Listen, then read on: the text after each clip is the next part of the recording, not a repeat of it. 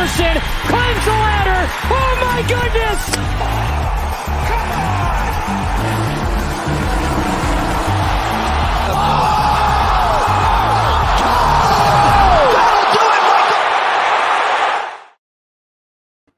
We are live talking touchdowns, runpuresports.com.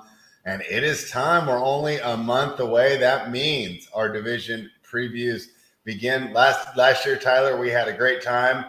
We had the Giants and the Jets combined 0 for 34. So, just to let you guys know, we're not perfect at this.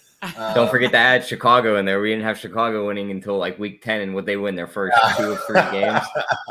So, right, this isn't inexact science. But it's a lot of fun, and I'm so excited. And I'll tell you what, I've been deeper in football this year because of Meg's help with the best ball. So Meg, it was fun because when I was doing my preparation, I had forgotten about this. There's other positions on the football field. There's these offensive linemen. There's these linebackers. All these guys we have to learn about, right? Because I still have some cramming to do there.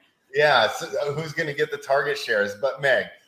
You've been deep in the best ball streets, so we'd be remiss if we just didn't start touching on that. I saw you this morning. Of course, you guys actually drafted on time today. I was thinking I'd get in there by 8:05, but no, you had already started. But then I thought, I don't want to draft. JSU saw a window, and we went for it. So But how have you been feeling about basically the way that the best ball draft positions have evolved? I see a question here about Jonathan Taylor, and because Otter, I guess it was Otter, I didn't realize it was him. I took Jonathan Taylor. Boy, what was it? Probably it was in the late 20s. Okay. What are you thinking here? What are some ideas about how some of these guys have moved around? Jonathan Taylor being a big one. Yeah, it's wild. The third round running backs used to be kind of my favorite spot with Jacobs and Breece Hall. And then it's Breece Hall starts on the PUP list. Jacobs, is holding out right now. Obviously, I was never really in on Jonathan Taylor much. I'm not high on the Colts offense this year, but so I've been taking him when he's fallen a lot, and it's just really great value. But yeah, it's just like every year, ADPs evolve. You start late April, early May, and then by this time, and you're in training camps and preseason starting. It's wild to watch. Where did the winner come from last year? July 18th. I actually know the guy did a big stream for it. Yeah. And both on Underdog, I believe both the regular season winner and the BBM 3 winner was drafted on July 18th. And I want to say the BBM 2 winner was drafted around then too. But so are we late to the party, Meg? No. I do think by early September the ADPs will be really efficient. Finding deals, so to speak, will be a lot harder to come by. But, I think right now, if you make stands on these guys that do have some question marks, you could end up getting loaded with some value, on guys, whether it's, injury holdout, whatever the situation is. You could end up getting some massive values if things break your way now. So, I've heard a lot of people say now it could be a really good time, here in early August to draft. Yeah, and back to the Jonathan Taylor, the idea is, okay, if he sits out all year, then I just threw away $25. But I could get potentially, one of the top 2 running backs in the league there at pick 30, and right. If he falls that much, that's great. That's just great value. And you're hoping, obviously, he reports, just like I'm hoping. I had already taken a lot of shares of Josh Jacobs, so I'm obviously hoping he reports. And, you just hope it kind of then breaks your way. But, so I'm the other way. I probably have 60% of the Zamir White kid. Oh, really? Okay. And here's my idea there. Even let's say he does show up and play game 1. I don't like not having a training camp. I think Jacobs is in a huge potential injury situation. Yeah. So even if he reports and plays, I wouldn't be surprised if he's knocked out week 3 or week 4. You're going to show up and then just try and go against these guys right off the bat. I think that's a solid take too. And, again, best ball is all about making stands. It's just like daily fantasy, just obviously structured in this whole draft format, and you kind of set it and forget it. But best ball is all about making stands. You can't play everybody. I have some big fades. I have some guys that I'm way massively overweight on, and have a ton of exposure to. So you make big stands. And the other thing that's nice about best ball, I'll say before we, obviously move on to futures, is getting in the best ball street so early this year has just forced me to be on top of all, just like kind of the NFL depth charts and all those kind of things that I hope we'll see my early September results, but I hope makes me even more prepared for the, DFS season early on. Yeah, I definitely think it's going to help out a lot. Who's your highest exposures, if you don't mind? Give us a couple. Yeah, if you and I know you guys watch the shows I do Monday and Wednesdays with JSU and Rubio, but I'm obsessed with Sam Laporta, the rookie tight end from the Detroit Lions. I've been on him since he was in the pick like 190s, close to 200, and he's moved all the way up to like 140s, 150s now. Yeah, and like he's just like, who's he competing against? Brock Wright and James Mitchell. Yeah, I'll go ahead and take the athletic tight end that they drafted in I think the early second round. So he's my highest exposure. But like, it's receiver Brandon Cooks. Because obviously the guys you get later, you can obviously get more exposure to. Right. Like you said about Zamir White. You have to make massive stands and kind of reach for guys if you want to have like those guys in the first 3 or 4 rounds have like really high number on them. You have to like really reach for them kind of, but Goff and Sam Laporta. I'm trying to get way more Justin Herbert and Nick Chubb right now. That's obviously more difficult. But like late round running backs like Gus Edwards and Kenneth Gainwell, receivers, Brandon Cooks, just because you can get them in that sweet spot in like the 80s as like a solid like 4th, 5th receiver. So those are some guys that I'm really, really overweight on right now. All right, Tyler, you've been drafting too. Did you have some guys that you really like? Have you pulled up your exposure and seen who you've been navigating towards? Or gravitating, I guess, where it will be. Just pulling up my exposures now. Meg would love my highest exposed receiver, or not the highest exposed receiver, second highest exposed receiver, Scary Terry. Surprisingly, my most exposed receiver is Rashee Rice from the Chiefs. I think he's going to be wide receiver 1 up there. I don't trust Justin Ross to stay healthy, and they say Mahomes loves the kid. So if you can get that receiver right in KC, you could be sitting on a nice wide receiver. He's another one that's been flying up the boards. Since that Tony injury, he probably went from 170 to 140. He's still the one, but at least he's still like you can get him at a decent value. So, and yes, I love the Terry McLaurin. Love that he was the poster boy on our show today too. I was listening to a podcast earlier today too. They were talking about how Terry and Dotson could put themselves in the talks with all these other duos of the wide receivers. We listen to the same one. Yeah. We listen to the same one. Yeah. I mean, listen, you're going to get some Washington Homer takes here. I might as well start now. I mean, I certainly believe so. I think the talent's there. They, in the case, especially McLaurin, he's been through like a dozen quarterbacks. He's never had a quarterback. Sam Howell's still an unknown, but, so far, the team seems to like him. Coaches seem to like him. At least there's like hope that, he could be this dynamic quarterback, and it seems to have a live arm on him. So I'm excited to see what he can bring to the table and what he can do for McLaurin and Dotson. All right, I still stand by my take that he was the best quarterback in that draft class last year. Yeah. I know he didn't show it. Who's last year's draft class? Who was he? No, that was the 21 quarterback. Or it would have been 21. Him. Right, no, the 22. I'm sorry, you're right, Tyler. It was the 20 because this is the 23 class. I'm getting them all mixed up. It was the 22 class. Right. Yeah. So you think he's better than it would have been him, Pickett, Malik Willis, who's already done. So it's him or Pickett pretty much. Yeah, and that's not that much of a hot take, Tyler. Well, he lost so much that year from UNC. He lost what did he lose? Like Javonte, Michael Carter, De'Ami Brown, who's on Washington, both starting receivers, 2 starting offensive line, and then they're now starting in the NFL. I mean, that's a lot to lose. And then that year he went out and ran for 800 plus yards and like 8 or 10 touchdowns or something like that. So he's got a rushing floor, which is nice. I mean, I get nervous about rushing quarterbacks. I'll be screaming, go out of bounds or get down like a ton. But let me get one, because you are the expert, Meg. Let me get one more best ball question in here, and then we're going to move into betting the NFC East. And I've asked you this before, so this is kind of just for the viewers, but how far can I go on correlation? So I had asked you earlier, and it was the draft that we had done. It was when I was on with you guys on Wednesday, and I had Ingram rated higher than David Njoku, and I think he will have a better year. But I already had like Deshaun Watson, Amari Cooper, and Nick Chubb maybe, right? So it would have been the perfect correlation. So, in that case, you said, hey, go for the correlation, grab David Njoku, even though you might have Ingram a little higher. Like, how far would you go on that, right? Like how many spots is okay to try and correlate It's a fine line. It's so nuanced, like I guess what's hard about it is there's no magic right or wrong answer, like reaching, it's really where you have the guys ranked. And yeah, in that case, you said you had, what was it, Ingram higher than Njoku, but I think if it's kind of like a tiebreaker, you try to get the correlation.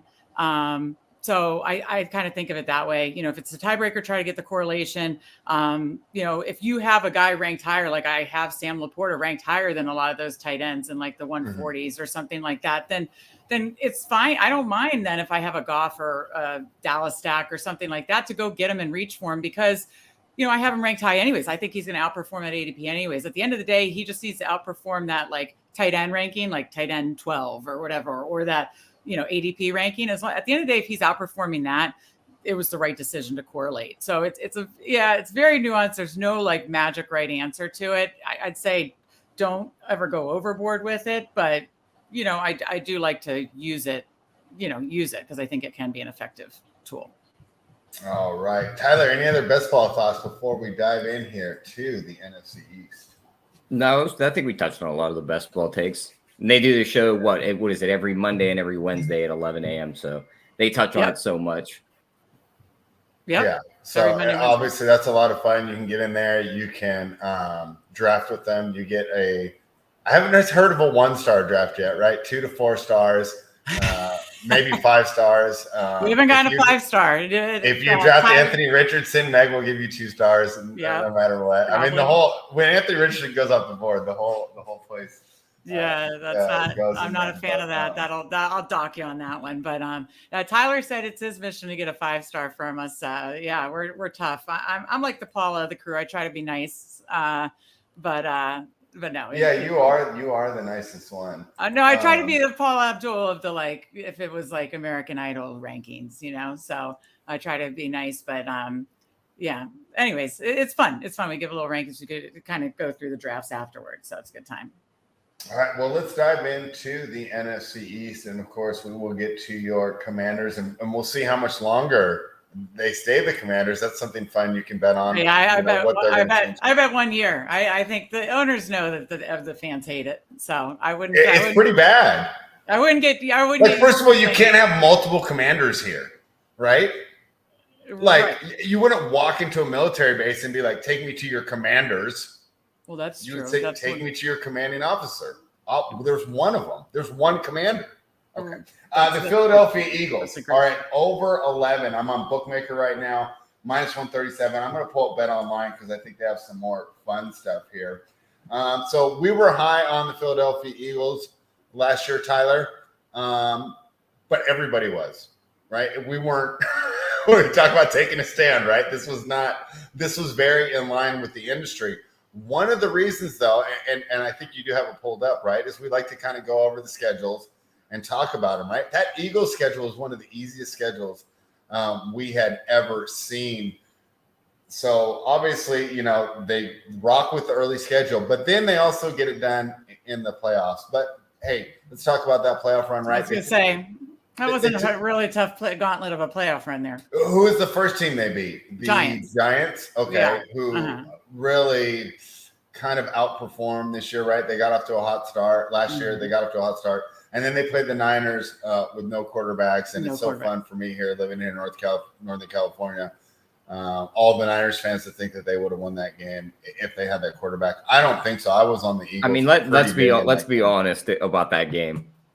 Brock Purdy was finally going to get exposed in that NFC Championship game, and then his elbow. Yeah, I thought so. So everyone all offseason has got to sit here and talk about how he's going to come back, be the starter for San Fran.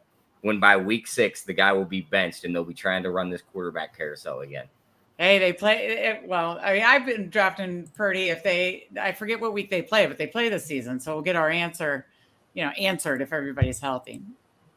Yeah, and that'll be interesting. So I'm looking here at this Eagles win total of 11, juice to the over. Tyler, I'm an old man. These numbers, I'm still not used to it not being off of 16, right? Right. So I keep forgetting about that. So 11 isn't as steep as I was thinking. Maybe that's why it's juice to the over. What would you feel about this one, Tyler? Yeah, I mean, just like you said it, everyone was high on this team last year. Everyone looked at the schedule, seen they didn't play anybody. I know the schedule's tougher this year. They lost a couple coordinators, but just going through and picking out their games. So hold on, are we worried about those coordinators? No, I am a little. Okay, you're not. I mean, the one guy I looked it up last night. The one guy is super young, the quarterback coach, super young, doesn't have a ton of NFL experience. The quarterback coach is going to be the offensive coordinator, and then the other guy, the defensive coordinator, just had 1 or 2 seasons as the Bears defensive coordinator. So I don't know. I think they're unknowns. I think we could at least say that. Yeah, I agree there. I think they're unknowns, but I'm just not worried that they fall off a cliff because the talent's there. Sure. It's not like you've seen the coach get the most out of subpar players.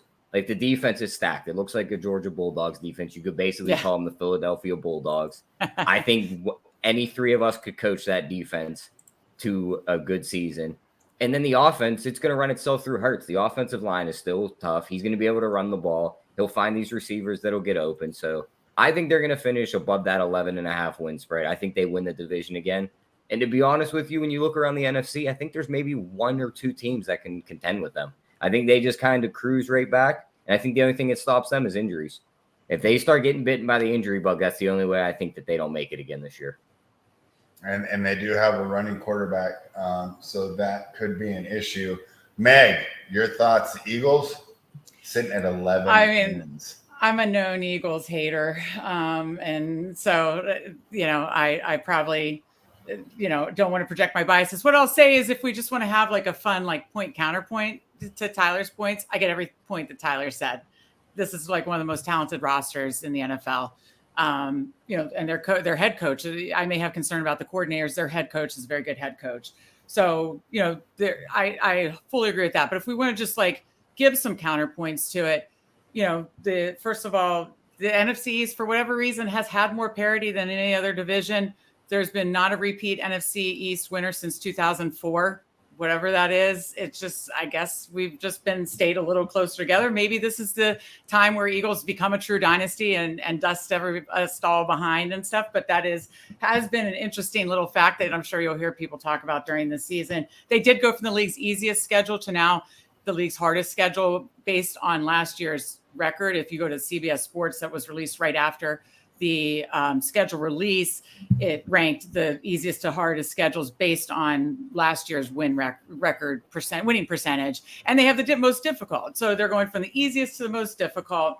And the 2 coordinators saying, and they ran absolutely pure. To Tyler's point on injuries, they did run. And listen, besides they won the 1 Super Bowl with Nick Foles, bringing it home. But like any championship team or team that makes it to the Super Bowl needs to run pure on injuries, pretty much. Not many people get decimated by injuries and then make it all the way. So, there's that, but they did run absolutely pure. Outside the Goddard injury, who was out a few weeks, their skill positions were rather healthy. Their offensive line was very healthy. And, actually the one game that I think they had 1 or 2 offensive linemen out was the game that the Cardinals almost beat them. They needed a last-second field goal from Dicker, the kicker, to win it. And, that was the one game. So it's like, if Hurts experiences a little adversity this year, be it this harder schedule, the new coordinators, if some offensive linemen are banged up and he doesn't have all 5 the whole entire year, that's just some things I would poke into it that, I'd be willing to take the under. I mean, it's obviously juiced, but, and maybe take a shot on a plus odds like Cowboys to win the division. So those are the holes I'd poke in it. But again, the roster, you can't poke holes in, if they do stay healthy, I get it. So, but that's what I poke the holes in, as far as the Eagles. So are you going to go ahead? I was just saying, just a fun hypothetical here, because Meg touched on it. Not one team has really dominated this division. It's been a different winner for how many years? 20, do we almost. think there was that big injury in Philly with Carson Wentz. I know he's not there anymore, but would they have been the dynasty that just kind of ran this division if he would have never got hurt? I know the roster's a lot different too, but I think they would have just kept piecing together. That was the year they won the Super Bowl. I think if those injuries don't happen and they weren't just fiddling around at quarterback, they would be the dynasty of this division. They would have won it the last couple years in a row. Oh, the Eagles had Wentz never got injured. Is that what you're saying? Yeah. And, we'll never know about the whole, Wentz stuff and that kind of stuff. But yeah, no, that's interesting. That's definitely interesting. I do think, Also, the Jalen Hurts, like, so many rushing touchdowns. What's so interesting to me, I've seen on Pat McAfee, they talk about it's just anchored by that amazing offensive line, which they have like undoubtedly one of the best offensive lines in the NFL. But, that tush push thing that's now still legal, that you just push his ass in, and he's so strong too. But, if they have some injuries there, like, is that as much of a gimme as it always was, which is just basically it became a gimme, like they get down to the 1 yard line, they push his I almost think it is. That dude squats like 600 pounds. Yeah, maybe. Yeah, they broke it down. Like, it's just like anchored by how good Jason Kelce and that offensive line is. So, but yeah, he is so strong and, whatever. I'm just saying, like, if they experience adversity in any, just again with the schedule, the coordinators, or, staying healthy, it'll be interesting to see how they handle that if that happens. So, Meg, over under 11 games. I'm going under. Wow. Okay, love it. Philadelphia Eagles are the favorites on Bet Online to make it to the Super Bowl again. They're at plus 290. Tyler, there's no value in that at all, right? There's no value in it, but like, if I know it's a hypothetical too, but if you could sit here and tell me that team's 90% healthy going into the playoffs and they could just play that roster, I'm making that bet spread. Like, am I scared of Dak Prescott? No. Am I scared of San Francisco, who doesn't even know who their quarterback really is? No. Yes. Am I scared of Geno Smith? No. Yes. My Detroit Lions are a little scary. I don't know. That could be scary. That's another one. I know we're not talking about that division, but they caught hype for 3 years. 2 years ago, they couldn't really do anything. Last year, they kind of put the hype together. Now, if you go look at Super Bowl odds or NFC odds, the Lions are ahead of the Vikings. The Lions it makes no sense. Yeah. It That's makes crazy to me. absolutely no sense. I think the team regresses big time. Like, those two quarterbacks alone. Like, you're telling me Goff and Geno Smith just woke up one day and were like, we know how to play football now? I don't buy it. I think that those guys regress a ton. I think the in the case of the Lions, and yes, I have been so bullish on the Lions when it comes to basketball, and I probably will be in the betting market too, and I probably will be to start the season too. And the biggest reason is Ben Johnson, the offensive coordinator. They say this is like the next, like, Mike McDaniel, Kyle Shanahan, like the next great offensive mind that if they do, reach or exceed their expectations on offense, this guy's going to have a head coaching job next year. Like, he knows how to play to Goff's strengths. ASB is basically like a Cooper Cup light. And I've watched multiple shows call him that. So I'm basically taking that from other analysts saying that, but I kind of agree. I know they're going to be without Williams the first 6 weeks, but they got Jahmyr Gibbs, I like Laporta, anyways, I know this isn't an NFC North, but I am very bullish on the Lions. No, we can debate that. Here's my thing. I think you're right about this Lions offense, and I think you're right to be in on them on best ball. I think they're going to lose a bunch of games 43-36. Yeah. And so, the NFC. That's why I really have the issue, and they've tried to add talent to that defense. The Lions remind me of my team, the Raiders. They just keep missing on the defensive draft picks, right? I mean, they spent number 4 on Okudah. I mean, I think he's all right, but obviously, like, he's not like a Surtain or a Sauce Gardner, what they were hoping to get there. Tell me they aren't a perfect replica of the Saints when they had Drew Brees and no defense. Mm-hmm. They got when did the Saints ever have no defense? Before they won the Super Bowl, when Drew Brees would score 45 points. Are you making me think back to like 2010? Yes. They had double running backs, decent offense. That's all a blur. I want to go back to the 88 Saints with the best linebacking core of all time. I mean, but to Tyler's point, I may be bullish on the Lions, from best ball and the offense and, even Goff and all those pieces. To his point, I may take some like fun shots on their futures, like in case all the stars align. But and if other teams do get hit by the injury bug and they stay healthy. But to your point, like, there's not much scaring the Eagles. I think the Niners are the biggest threat in my opinion. And then I actually do think Dallas is too. And we'll get to that in the division stuff within the division too. But it's really one just fun to me. bet for the Lions, Meg. Amon-Ra St. Brown, most receptions on the season, 12 to 1. 12-1. Okay, he gets 6 weeks by himself. There's really no wide receiver 2 there without Williams. And even when Williams comes back, he's not a target vulture. He's going to get his 4 targets, 3 catches, 100 yards, and a touchdown. Oh, I like that a lot. I know we're not talking about the NFC North, but I would like that a lot. And we're gonna bounce around. I mean, these previews. First of all, it's hard to come up with original stuff, right? Because I don't anyone here. We're not actual scouts, right? I don't sit there and watch the game and go, I can't believe they ran cover 2 in this situation. Right. Yeah. So we can bounce around a lot. I also like another like a little fun one is and this is wild, but it's really I want to say it's like 30-1.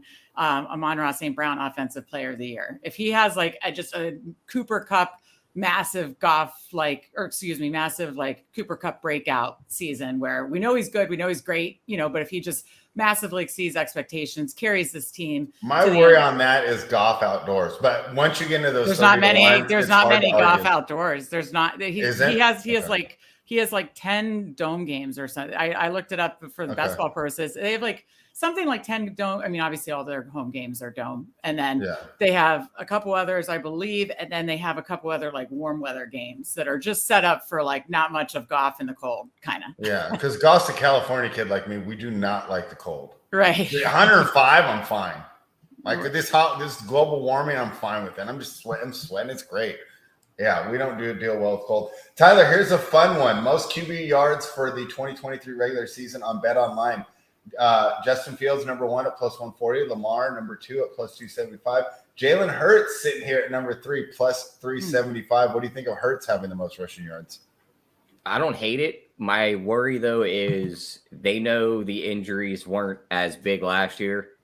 Mm-hmm. Some guys are going to get injured this year. He was one of the ones that did have a little bit of a nagging injury. It was his shoulder. He's going to run the ball because it helps the offense. It gives him another dimension. But I don't think he leads the league. I think it's either Lamar or it's the kid out of the Colts, Anthony Richardson. So you like him? He's plus 700. I think he's tuck and run all day. He's not going to want to throw the ball as much. There's not really many weapons outside of Pittman. And we've seen rookie quarterbacks. It's like one read, tuck the ball, and go. Mm-hmm. So I think that's what he's going to be most of the year. And you talked about Hurts injuries, and Meg, Tyler, and I, we were hanging out doing a draft, and I was referencing you and saying a lot of this best ball is luck, right? Because you said last year, right, who was your 2 stands? You didn't have a lot of Josh Jacobs, and you didn't have a lot of Jalen Hurts. Yeah. And you take the regular season, boy, Meg did terrible, right? Yeah. But neither of them did anything in the playoffs. And in fact, I think Hurts missed 2 of the 3 weeks. He missed 2 of the 3 weeks, and Josh Jacobs had a bad 2 of the didn't do much 2 of the 3 weeks. Yeah. Right. I mean, there is some luck involved here, and that might be the same case here. That's why I've been looking at playoff schedules. Yeah. The plus 4 of these top 4, it might just be who plays the most games. Yep. Right. Because if you tell me Jalen's getting 16 and Lamar's only playing 12, Jalen's going to get more. Same with Fields. Mm-hmm. So, all right. I was trying to look at some other fun. Did you guys have any like player props or any other type of season props here for the Philadelphia Eagles? I don't the only one I would do any rushing. The only one I would play would be Hurts to win the MVP. 11-1 on a guy who had it, or 12-1 on FanDuel. Yeah, that number's wrong. We know that it's going to a quarterback. It's going to a quarterback who's either a 1 or a 2 seed in their conference. Why play the game of guessing between Patrick Mahomes, Josh Allen, Joe Burrow, Herbert, and Rodgers, who all have chances as 1 or 2 seeds on the AFC, when you could just take the lone guy who's probably going to either be the 1 or 2 seed in the NFC, who also was going to win the MVP in a landslide last year if he didn't get hurt. I'll take that 12-1. I like that. Last one here on the Eagles. I got some A.J. Brown numbers. Over 7.5 receiving TDs on the year, Tyler. Even juice on both sides. Where would you go? Under. Really? Under because I'm still not sold. He is wide receiver 1 there. And I know it's a hot take. I think Devontae Smith is going to be Hurts' guy. Like, don't get me wrong, Brown could all of a sudden break a 90-yard touchdown and have the stat line of the day. But Smith is going to be his comfort blanket, I believe. I think it's the other way around because Brown, I think, is better at contested catches. So we'll see on that. Meg, where would you go? Over 7.5 receiving TDs for the year on A.J. Brown. If he goes under, there's going to be a lot of best ballers who took him at pick 9 they're going to be quite disappointed, right? Quite disappointed. Yeah. I just looked at it. Looked like he had 11 last year, but it seems like a low number here.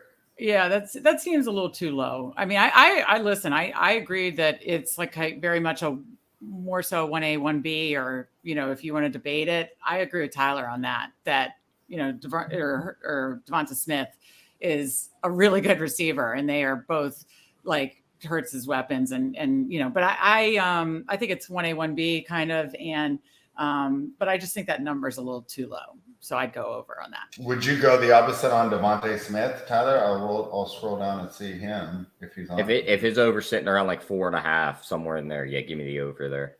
You got to remember, Brown caught what, 4 of those in one game. His is 6.5. That's like right in that number spot where I probably wouldn't play it. Yeah. But I mean, I probably still like over for both. They're gonna bring like 4 or 5 running backs on the active roster into the season too. They're gonna score so many touchdowns when you're like, oh, they're gonna throw it on 3rd down, and then they just do the little handoff and he runs it in. And it's like, yep, thought that was gonna be AJ Brown's touchdown and Kenny Gainwell got it. Yeah, I mean, I will say at least they're so like condensed, like as far as the receivers and then Goddard. But it's really just those two and Goddard if they stay healthy. But I get what you're saying. It's going to be so many rushing touchdowns either from Hurts or the many running backs that they have. Devontae takes receiver spot or wide receiver 3 here. Do you think it's still Quez Watkins? Does he hold that spot? I think Almanad Zacchaeus comes in and takes that spot. The kid from Atlanta. Yeah. I drafted him one day when we were drafting together. Remember, Tyler? I had a Hurts tech. Yeah. Yeah, you're like, who should I take in the last round? I was like, get their wide receiver 3, or who I think is going to be their wide receiver 3. And he's actually listed as wide receiver 4, so I mean, he's a free pick. Devontae is sitting here at 975.5 receiving yards on the year. Tyler, over under. Who was that? Devonta Smith. Yeah, he's getting 1,000 this year. You give me the over. Agreed. Okay, that's even. And then 80.5 receptions for Devonta.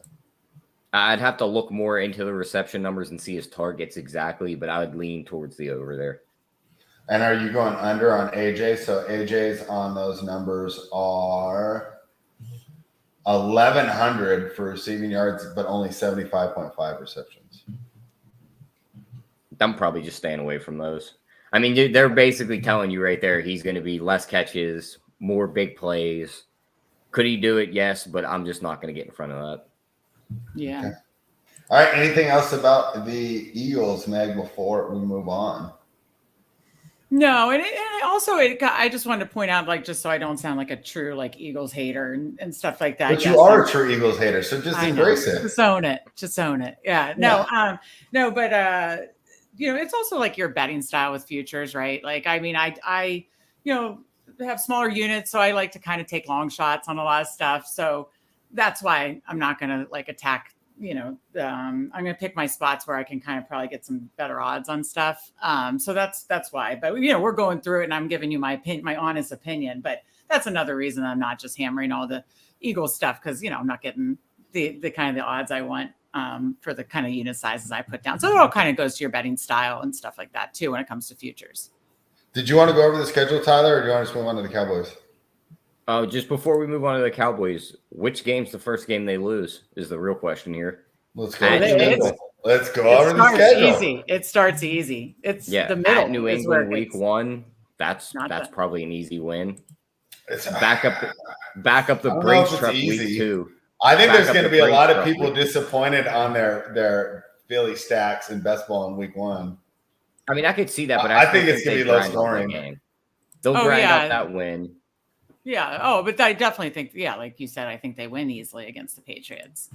Okay. Back up the Brinks truck week 2 against Minnesota in primetime on a Thursday. We all know Kirk Cousins. Where's it at? It could be Alaska in Philly. For all I care spread.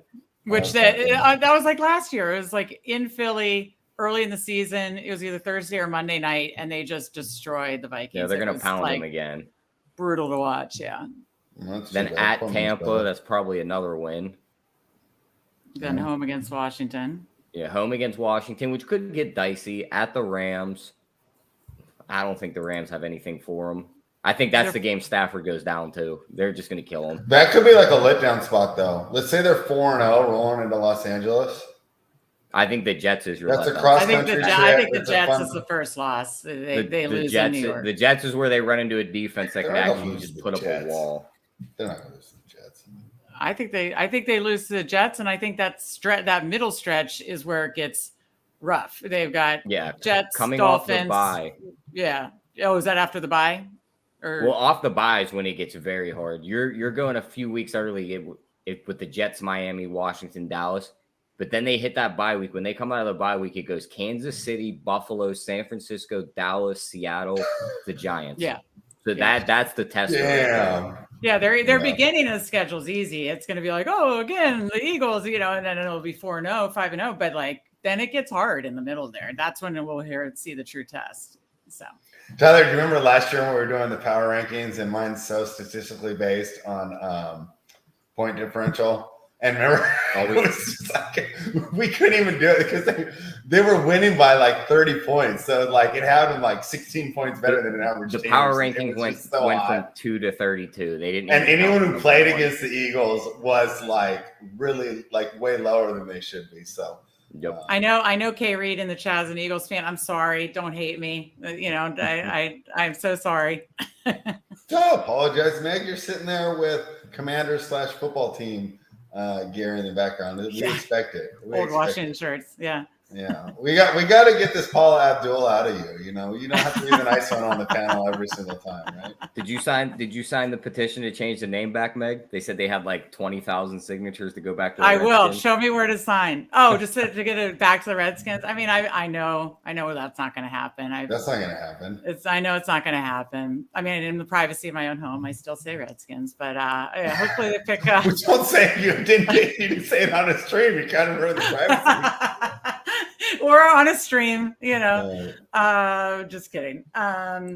So yeah, I accepted that probably won't happen, but I'm rooting for some kind of Wolves, Red Wolves. And I mean, if Hal became our quarterback, I can do the marketing for you. Why are they paying billions of dollars or millions of dollars to other people? The marketing does itself with the Wolves. So Hogs or Wolves? Someone said Hogs. That ties back to the 80s offensive line. Hogs or Wolves? Red Wolves, Red Hogs. You could even do the so I got it all figured out, but have them call me. Jason Wright, call me.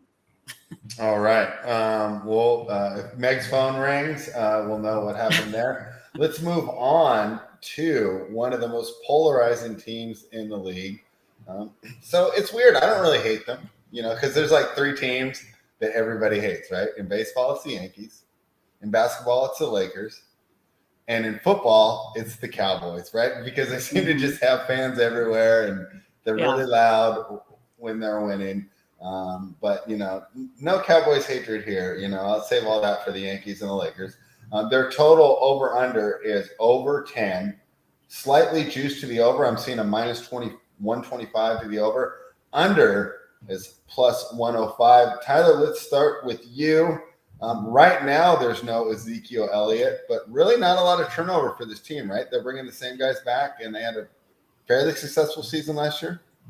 Yeah, fairly successful season. Dak had some interception woes, which when you look at it in the long term, he's never really been like an interception-happy quarterback. Last year was just like an outlier for him. So could he bounce back and throw maybe 5 to 6 picks this year? Yes, he could. Or maybe his injuries he's dealt with over the years have finally gotten to him, and maybe this is the Dak we just know of now. So it's going to be a wait-and-see approach on him for me. The biggest thing for me, Spread, you talked about it, Zeke. I know everybody wanted to kick him out the door. He's old. He's washed up. Do we think Tony Pollard was able to break through those holes and just run away because he's just so fast? Or is it because Zeke took 3 downs and just pounded that defense right into the ground? I think it's the combination of both. You got to use Zeke to beat up the defense.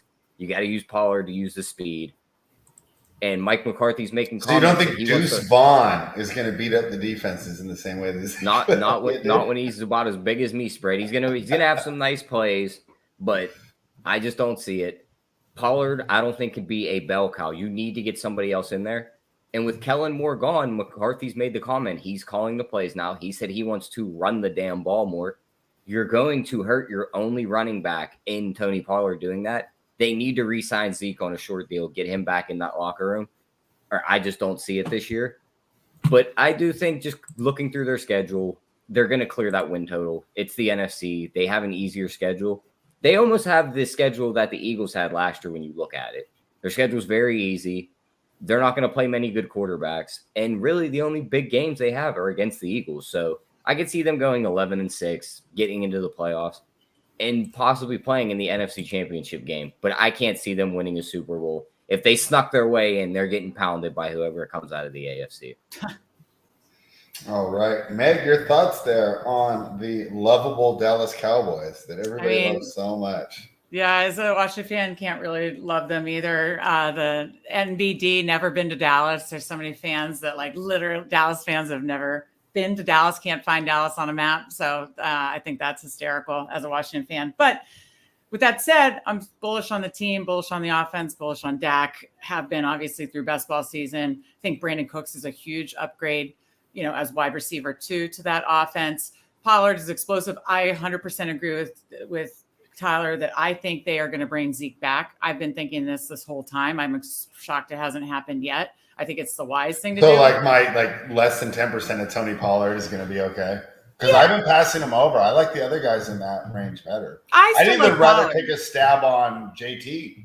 I mean, yeah, he'll cut into Pollard's absolute ceiling, but I think someone is, to his point. I don't think they're going to go into the season with just what is it? Well, yeah, Deuce Vaughn, but who's the other? Malik Davis. Yeah, I just don't. I think it's going to be some vet. Why not Zeke? So I think there will be somebody else there, and I still think Pollard is so explosive he can get there from a statistical standpoint. From a week-to-week DFS to whether the futures lines, we'd have to look at them, to being bullish on him in the second round. So, you got Pollard as the main explosive back. I think they'll bring back a Zeke or a veteran, and then Brandon Cooks, huge upgrade. Gallup, another year back from the injury, another year removed from the injury as the wide receiver 3. That's a strong offense. They have one of the top offensive lines. They have one of the top front sevens, top secondaries ranked by, I look at Warren Sharp's rankings, don't agree with all of them 100%, but it gives you a guide, and they're ranked high in all those, all those categories of just being an all round good team. They were a top offense last year in almost every statistical category. That's why I like them in best ball, because I think they're generally undervalued. And I just think they can play with the other big boys in the NFC, to Tyler's point. There's not many of them. They can compete. And I'd rather take the odds at plus 175, hope that Eagles experience a little bit of adversity, with some changes, and Dallas overtakes them with maybe a little bit easier, but not the first place schedule. Here's my issue. I think they have the worst coach by far in the division. I 100% agree. I think that could end up being an issue. Now, whether it's a regular season issue or a playoff issue. Yeah.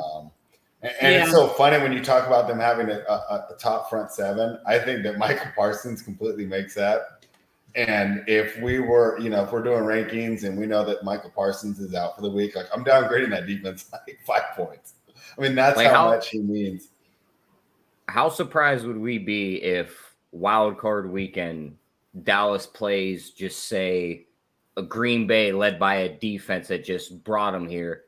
They keep that to a 1-score game late in the game, and you watch Dallas just trip over their own feet. And it's Jordan Love just won a playoff game and beat Dallas in Dallas. I don't think it would be all that surprising. My main issue with that is I think Dallas would just run over Green Bay.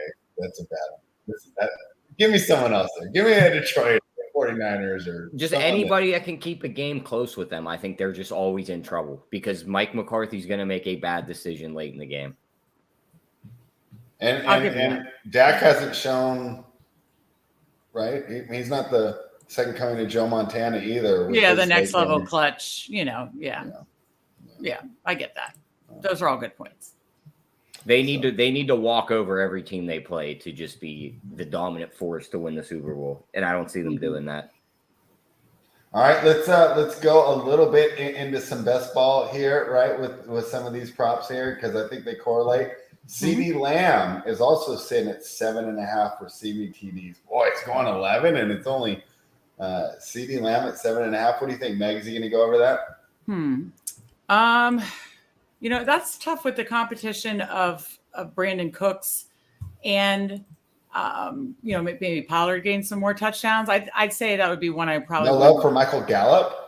Oh, and Michael Gallup. Again, I said it's I actually like him in the 140s. Oh, love him in the 140s. Like I said, second year removed off the ACL. That's usually when the player kind of bounces back to true performance, that kind of stuff. And he's your wide receiver 3.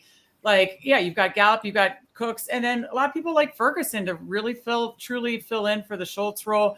Pollard, catching maybe more out of the backfield. I don't know. That's a tough number to bet just because there's a lot of competition. Nothing against Lamb. It's more just the competition for targets. Whereas Eagles are so condensed that this, I think, could be a little more spread out. Interesting. All right, good point. Tyler, his other numbers are 1,100 on the receiving yards and 95.5 on the receptions. What do you think of CD's individual player props? Yeah, I'd go over on those. I think he has a great year. I mean, You seen it last year. I seen a stat where he didn't have a catch over 40 yards last year. Like, the dude's one of the better deep ball threats in the league. You got to get him the ball more. But when they're talking about running the ball more, is my only worry is if they're just going to be a run heavy team and he's just going to be kind of the play action guy that tries to get these deep balls. But I think they know he's the best offensive player. So get the ball to your best weapon, get it in his hands, get him in open space, and let him do what he does. So I think he goes over those numbers. All right. Tony Pollard is sitting at 8 rushing TDs. Pretty much even juice. You like him over or under, either you guys? Give me under. Depends.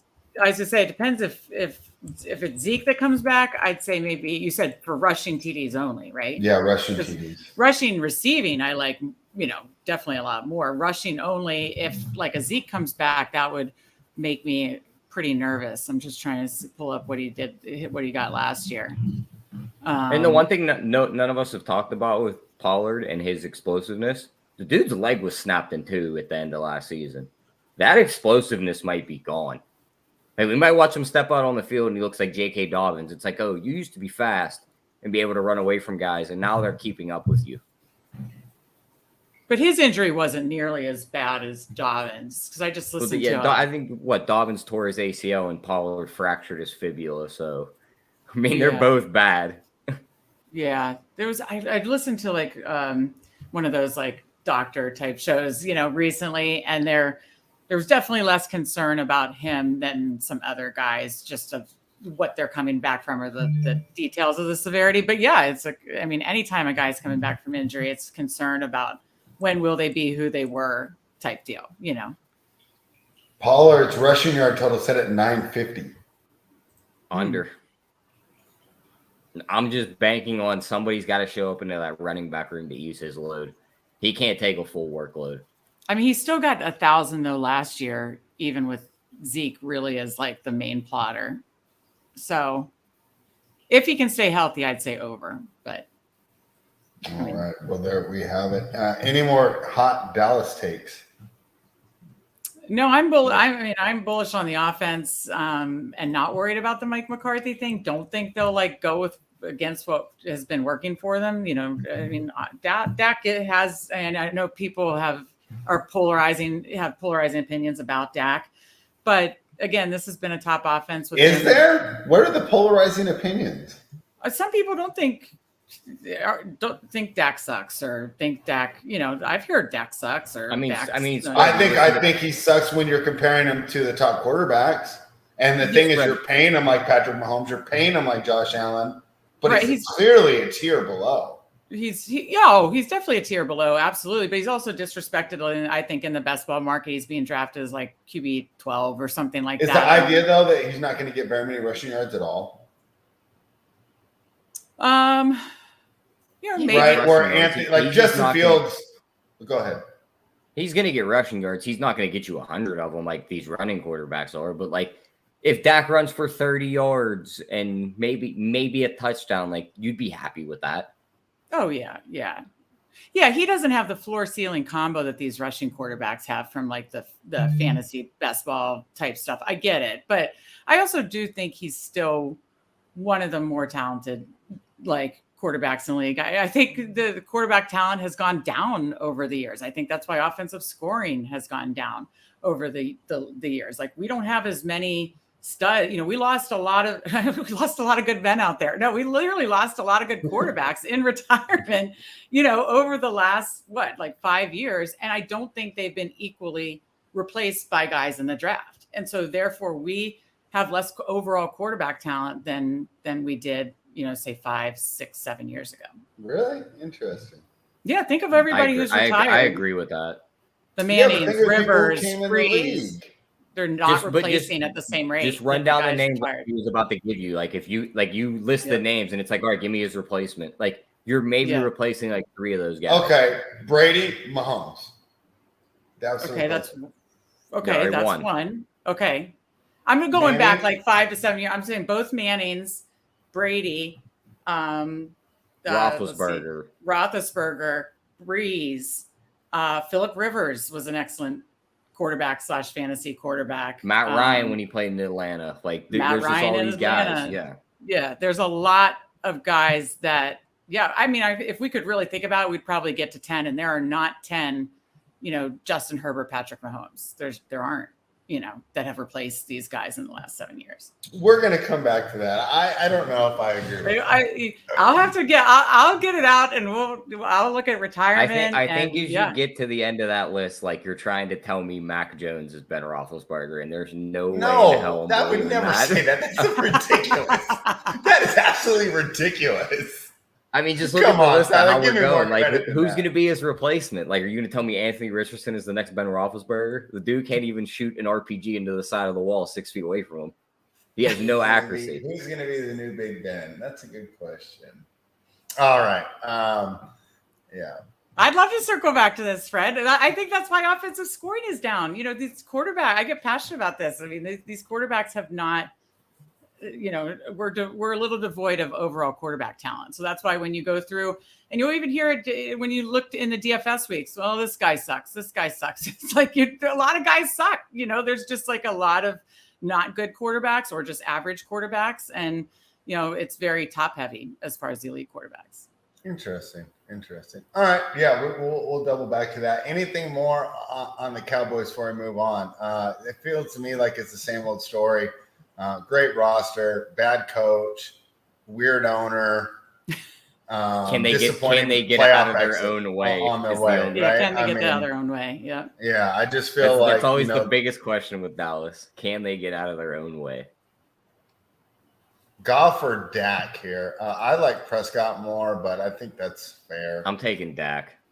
Yeah, Dak, but I mean, I think Goff is underrated too. And again, underrated in this offense. I think the issue with Goff is going to have to be the outdoors. If you're only being a home quarterback. If you're telling me the NFC Championship games in Philly, Detroit versus Philly, give me everybody's money. It's going on Philly. Yeah, I do think Goff's underrated in this offense. Do I think he's a guy that can succeed in every single offense? No, but I think he's succeeding in this. He can succeed in this Ben Johnson offense. So that's my take. All right. Guys, this NFL preview brought to you by runpuresports.com. And of course, if you want to become a member, now is the time. The promo code is NFL23. This will give you 23% off a month. Not 23% off a year. First of all, 23 is fantastic because it's Jordan's number, not that faker down in LA. But NFL 23, 23% off the life of your membership, right? So you can join now and you're going to get 23% off Meg's Showdown course 5 years from now. It's a great deal. So go ahead and join up. I know you guys are doing some best ball rankings, right? Yep. So we got that going on. I was gonna say it's a great one-stop shop. Rubio previewed it today on Twitter. Everything's in one place for best ball, and this is a behind the paywall thing. It's mine, JSU, Rubio's rankings, how the rankings and ADPs have changed. Rubio and I wrote 250 player notes for basically every draftable player. It's got the bye weeks, it's got the playoff schedules. It's kind of got everything all in one spot for all 32 teams. And you definitely want to check that out, but for Run Pure members only.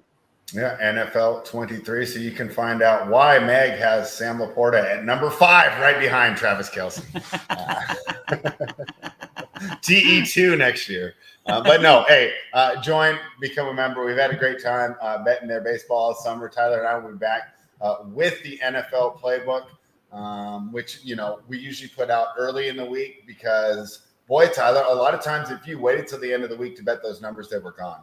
I thought that was one great adjustment that we made. I mean, how many times did we lay 6.5 and it closed at 7.5 and the game finished at 7? So the NFL playbook, that of course will give you the score projections I create and Tyler's best props. And Tyler and I will write up the games. Usually that's more of Tyler's stuff. And Tyler likes to take stands. You talk about taking stands in DFS. He takes stands on that betting playbook as well, where he simply doesn't believe in a team and doesn't believe in a player. And he'll even say, hey, spreads projection sucks because this player sucks, right? So we have a lot of fun there. And of course, you can jump in the Discord and maybe ask some questions. Hey, you had a big edge here, but you didn't bet it. Why did you lay off there? Or, hey, you had a really small edge here, but you did bet it. Why did you lay off? And that's one of the things we do. Of course, guys, we want to keep these shows coming. So hit that thumbs up button and we will continue. Unfortunately, Meg, we're not your favorite team yet because I'm going in order. I'll be patient. And next is the New York Giants. Interesting situation here for the Giants. They obviously overcame expectations last year. How much of that was the coach, Brian Daboll, and how much of that can continue? Because if I remember right, this team started off 6-2 and then we're pretty average, right? The second half of the year. So, if we're using the later stats when I'm creating the model, this team doesn't look as good as they were, but they did get that playoff win. That's got to be a huge, but unfortunately it was against the other team that we felt when we were doing the model, Tyler, that statistically their numbers just weren't matching up to their win record. We knew that team wasn't good. Everyone now, like we talked about everyone knowing Philly, like everyone was high on Philly. By the end of the year, everyone wanted to fade the Vikings.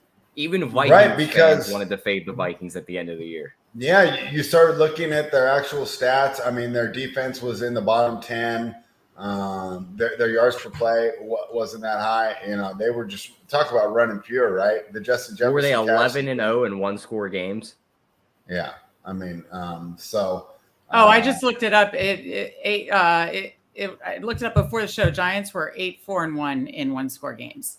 It felt like 11-0. It felt like 11-0. And a lot of those were fourth-quarter the Vikings there. Oh, the Vikings. No, I think those teams are really similar. I think they're really similar in the fact that their record, they were the farthest aberrations from looking at their stats and looking at the record.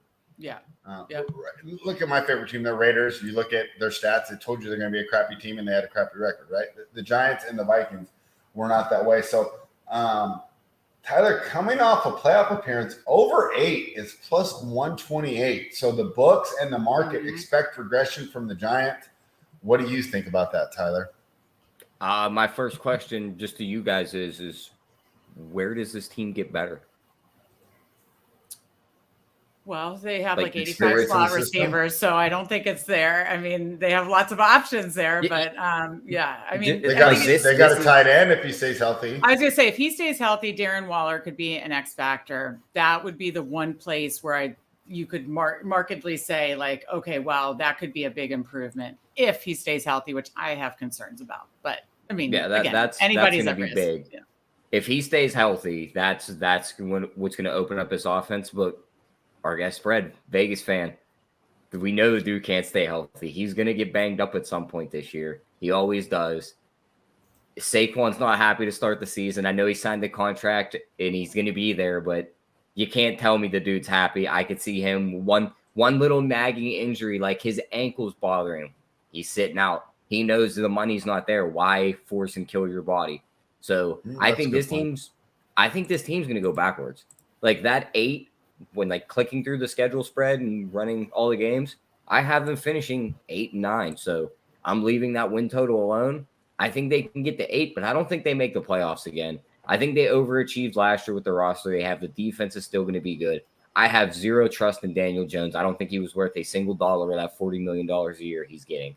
I also think that set a weird feel in the locker room when everyone on the team knows Saquon's the best guy on offense, and you gave all the money to the other guy. So It's going to be weird with them. I don't think they do what they did last year, and I think they just teeter around the middle. All right. Meg, kind of opposite of my Cowboys breakdown. I think Dayball is such a good coach that I would actually – I'm looking towards the over here at plus 128. Tyler's telling me not to do it. What do you think? I'm kind of in lockstep with both you in that I am with Tyler that I don't – outside of Waller, I don't see where they improved a lot. I do think the whole Daniel Jones dynamic, Saquon dynamic is weird. I think the Daniel Jones thing points right back to my quarterback point. There's not good quarterbacks. So what are you going to do? Not pay a guy and then have nobody? Like you have to pay even average quarterbacks now, which is crazy, but that's like a whole nother big giant topic. But it puts the elephant in the room that then you're paying the guy who's not as good as the, star running back, who then the whole running back conversation. It's crazy, but agreed with everything that Tyler just said. I agree that number, I just think they were, again, 8-4-1 in one score games. They really kind of ran pure on a lot of those, because I remember watching a lot of those late ones and being like, are you freaking kidding me? Like, so I don't think Daniel Jones is worth the contract. I'll see if he regresses. But to your point, Spread, I think Dayball is an amazing coach. And maybe it is just a product. The 8-4-1 in close games is, hey, they're just a really well-coached team.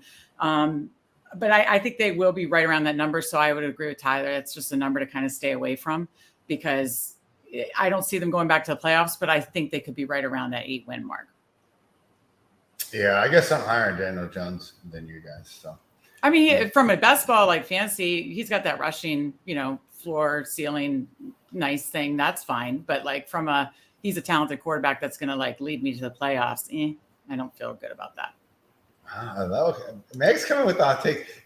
Tyler, I love having Meg on the football. On the NBA show, she's so balanced and nuanced. She doesn't offend anybody. She's just coming with the hot takes here. Well, I know NFL way, way, way better. NFL is my sport. I really feel like I try to be in the NFL streets 365 days a year. Well, you're doing a great job. You're drafting in May. Now I can with baseball. Thank best God. Ball drafts in May. Yeah, exactly. It's like real psychotic to be in the best ball streets in May. But yeah, no, I feel more confident about my NFL takes. And, it doesn't mean I'm going to be right all the time, or even have to, a lot of time. But I do feel more confident, like where my takes are coming from, basically. I don't think Daniel Jones is like a franchise quarterback, basically. And guys, I have a shirt. Did you guys see it? I have the Run Pure Bet shirt for the season. Oh, wow. So I'm locked in, ready to go. Go. You can't really see it. I have to adjust my camera, make sure you can see it for Daniel Jones, not a franchise quarterback, huh? Oh, yeah. Give me your list of franchise QBs then. Oh, well, okay. Obviously starting at the top, Mahomes, Allen, Herbert. I'll start on the AFC. I think Tua could be if he was healthy. Obviously Rodgers. You can help me out, Tyler, as I'm going through. Usually, Lamar, obviously Burrow. I think I'm not going to say Pickett yet, but I think he could be. I was going to say, I think there's a lot of TBDs situations like Pickett. Pickett's a big TBD, but I believe he potentially Trevor Lawrence, guaranteed franchise quarterback. Trevor Lawrence. Yeah. Okay. We covered Mahomes. I think Russell Wilson can bounce back, but can he bounce back to the Russ we know in Seattle? We'll see to what level. So I don't know if you want me to count that.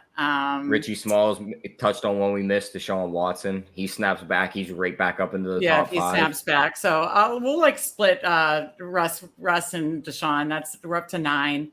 I already said Herbert. Jalen Hurts. Okay, yeah, let's go over to NFC. Jalen Hurts. I mean, I guess guess he doesn't have many. Yeah. Is Dak? Yeah, I would say Dak is. Yeah, I'd say Dak's in there. He's not worth the money he's getting paid, but he's a guy that can start for you for 12 plus years. So for me, I have Daniel Jones and Dak rated about equally. I don't. No, if just hypothetically Saquon goes down week 2, he's done the year. How many games does his team win? Oh, exactly. And that's why there's no way he can carry the team. That's why. Yeah, but I can say that about Dallas. If Michael Parsons goes down week 2, they're not going to win shit. Their offense is still going to chug along. Yeah, they're still going to score like 35 points a game. Okay. Dak or Cousins? I think there was a pass. Cousins is not. I think there was a pass. And on your earlier list, take Tua off too. Take Tua off too. So then you're making my point about we're lacking, we're devoid of quarterback talent. If you're making me take Cousins and Tua off the list, and I assume then Goff too, Then there's nobody in the NFC South right now because we're all wait and see. There's one guy. There is one guy. He hasn't played a snap yet, but he isn't. I was going to say, plugging him in already. He's saying right. Bryce Young. He's saying Bryce Young. Oh, yeah. Yeah, but TBD. Yeah. I mean, Sam Howell could be TBD. But, and then the West, yeah.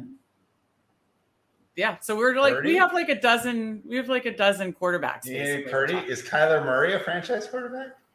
Listen, we don't know what he's going to come back. I can tell you right now, Spread. Here's my year in advance hot take. Kyler Murray will be a San Francisco 49er next year. Oh, God. I guess they're going to get the draft Caleb Williams, and they're going to look around and be like, who wants this guy?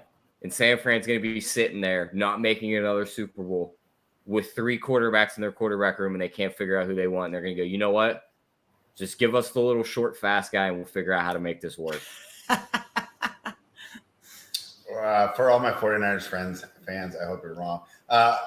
Meg, anything else on the New York Giants and not a franchise quarterback, Daniel Jones? No, it's more just like staying away from their number as far as like future. It's just not interested in anything about. I think they could be in a very, very tough spot at the end of the season. Like, say Saquon does go down, this team could be picking top 3 in the draft. I don't think Dable will allow that.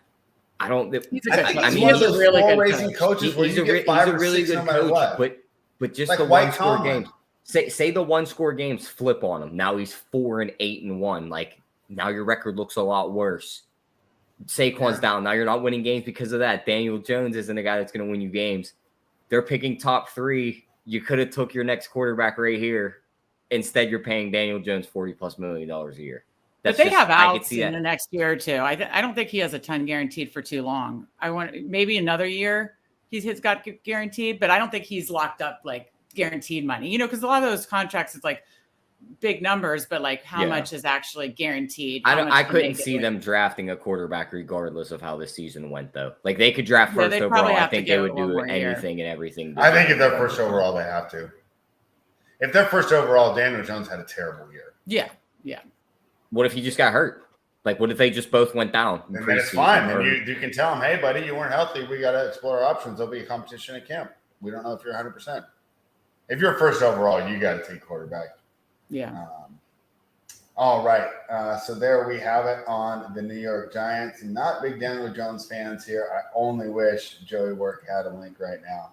I tried to get him in here so he could yell at me, Spread. He must be busy. He would yell at both of us. We'll bring us both. Yeah, we'll bring this both back. And we might just have a separate "Is Daniel Jones a franchise quarterback?" episode. Oh God. We'll have it Joey do it with all those Knicks fans at Madison Square Garden. But Meg, the time is here to talk about the Washington Commanders. So for me, from a betting perspective, this is my favorite team in the division. Mm-hmm. And just my ideas, they have the low expectations, and I do see where they can get to their ceiling. I'm seeing over 6.5 at plus 119. I haven't dove into the schedule yet, but this just seems like a team that could get a lot better. A lot of this, I think, is going to have to do with how's Eric Bieniemy, right? Is he a legitimate offensive coordinator? Because if he is, this team's got the weapons to prove it. I don't like the running back room that much. You like Brian Robinson? Because I think Antonio Gibson's not very good. I do. I think they both are sneaky good, but like maybe not. They're not elite, but they're sneaky good together. Like they kind of are that fire and ice together. Like where Robinson's more like the base down guy, and then Antonio Gibson's more like the pass catching back. Could be using that like McKinnon like role. So I think they offer like sneaky upside for what they could do, especially in Bieniemy's offense. And then to the point we talked about earlier about the receiving core, I just think that's a sneaky good 1-2 punch, followed by some depth. Curtis Samuel is more like a Scott Turner guy, so we'll see how he does in this offense. But remember, De'Ami Brown, and I haven't drafted him yet in best ball, but this was like Sam Howell's guy in college. He caught 2 deep bombs last year, I think actually from Wentz. But I mean, he could emerge as like a 3rd, 4th receiver in this offense. So I think they have some sneaky good weapons. But yeah, I'm just diving right in because I think this line of 6.5 is disrespectful. I understand Washington disappoints every year, even with a super easy schedule last year. They underwhelmed. But, there's a lot of X factors, right, with Washington. Number one, Sam Howell, huge X factor. We'll see. He offers a lot more dynamic play. To Tyler's point, he, I think, could have been like the second best quarterback in that draft. We'll see if that does emerge and he can, use that rushing upside to really, be like a dynamic quarterback for Washington. Obviously, Bieniemy, big X factor. How much does that add to the offensive firepower to this offense? And one of the biggest X factors that people kind of will talk about, but not really, and how much does that affect the players and the actual like output?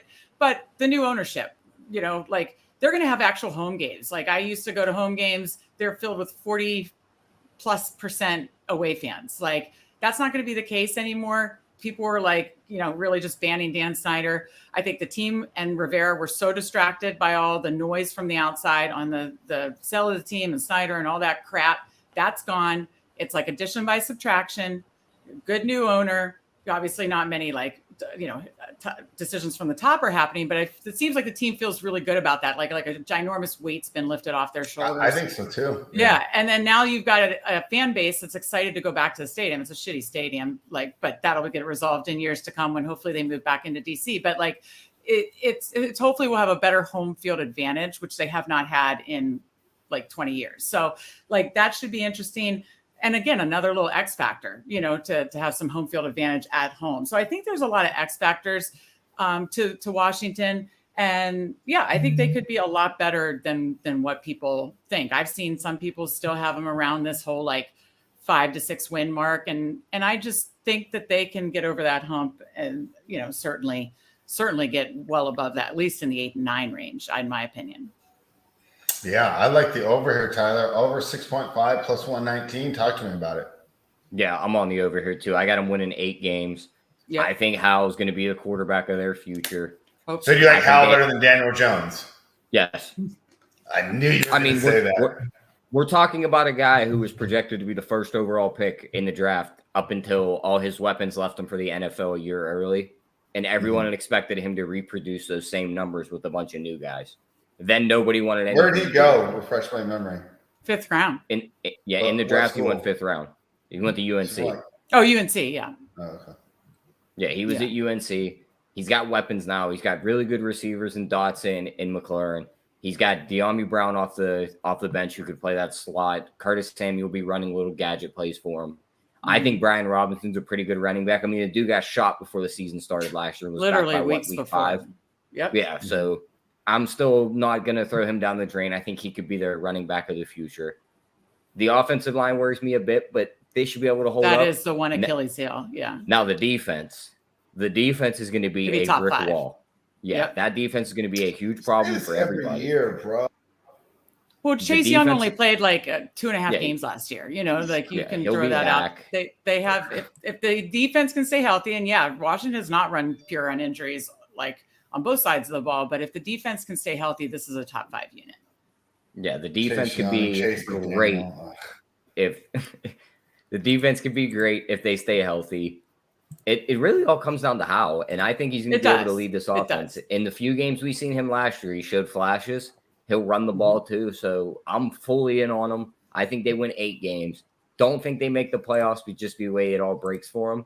But I do think they show some life here. Meg touched on it too. The new owners, that sparks some life in here. Just tie them into all your bets on week 1. There is a 0% chance they lose that week 1 game. That stadium is going to be rocking. Cardinals, Arizona. The stadium's going to be rocking, and I think they're stadium's going to be full. Their throats. They get a whole new motivation. That's the blowout game of week 1, I think. Yep, I 100% agree.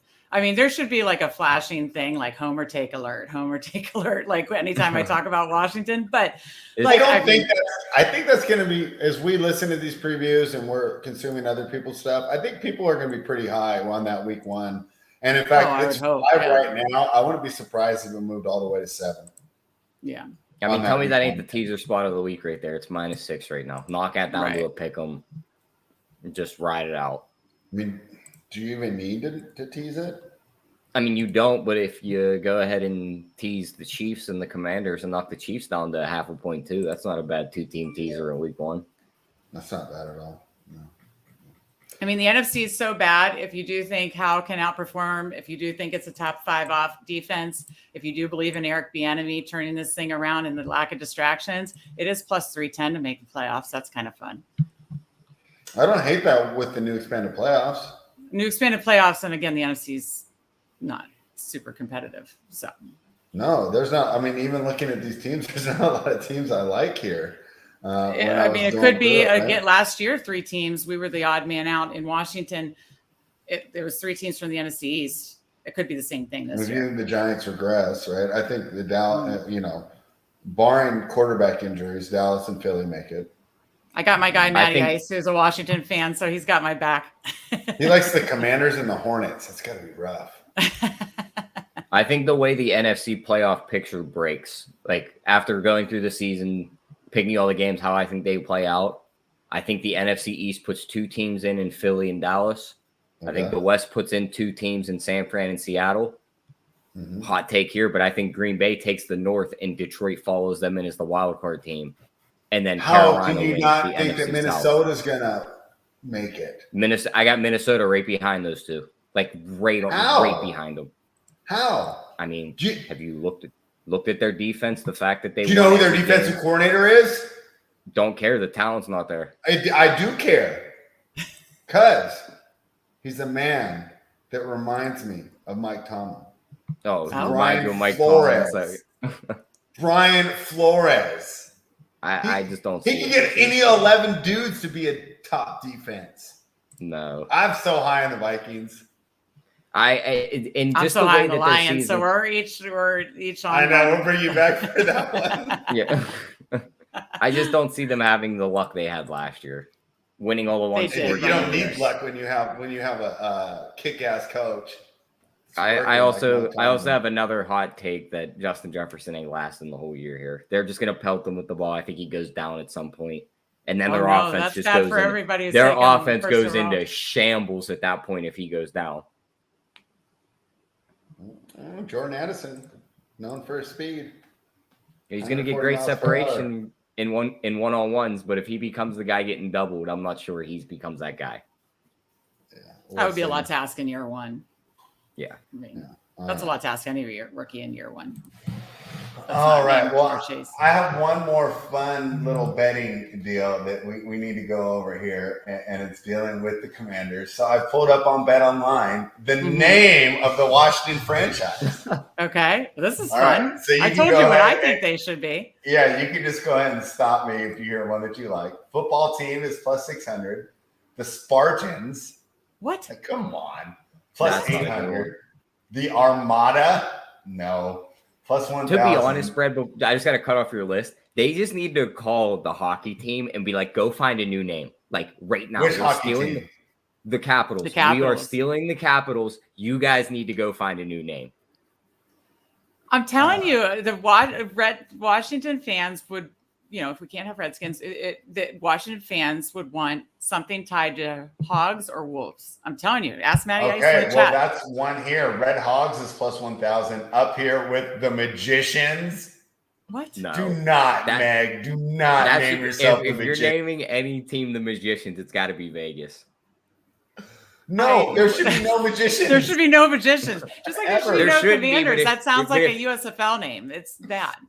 Yep. See, Matty Ice says Wolves or Hogs. And telling you, ask any Washington fans. Spread? That was one kicked around. I don't know if that's being still the Presidents. That's another terrible name. Plus 1,100. The Senators. What are they going to do? Wear jerseys of all the presidents' pictures?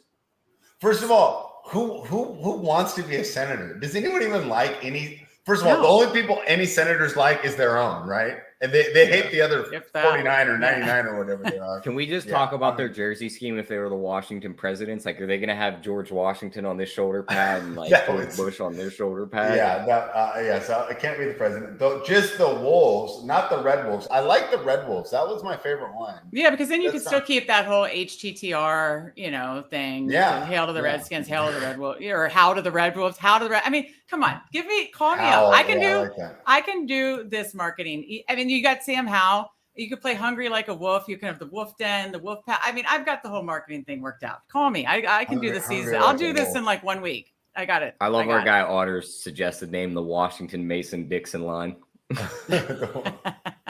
We got the Washington Sentinels in here. I don't like that one here. No. What about the Washington DCs? Oh, God. Our guy Draft Cheat gets his own team. Yeah.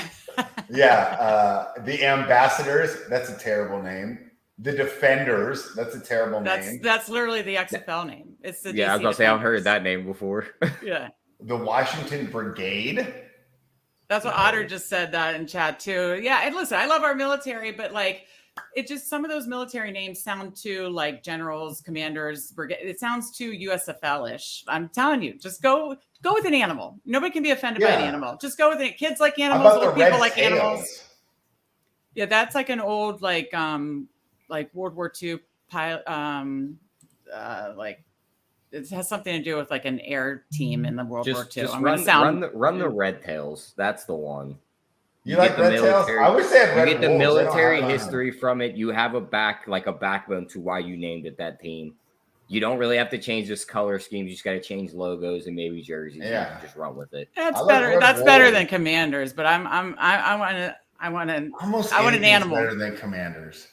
Owls. Oh God. No. Owls. Washington Crimson. This is getting worse. I mean, what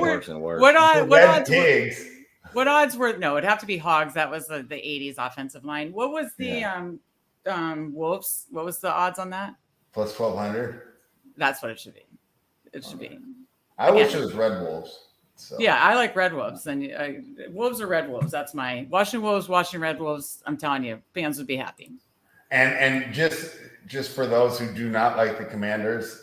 Right now, the offshore books think that Washington will change their name. As will Washington change their name? Yes, is minus 300. Yeah. So, by probability, there's a pretty good chance that we will no longer be the Commanders, and rightfully so. And that's just terrible. Yeah, that's why I just say Washington. I just don't even bother. And Otter proved me wrong. He said there are actually multiple Commanders in a military base. Oh, there you go. I know. There you go. Yeah. So there we have it. NFC East. Anything else that you want to throw out there about the Commanders / football team / hopefully? I think I went off on all my very overconfident takes. This is the time of the year where I can be the most delusional, most overconfident. But this is the year that I have the most hope because we're a Dan Snyderless owned team.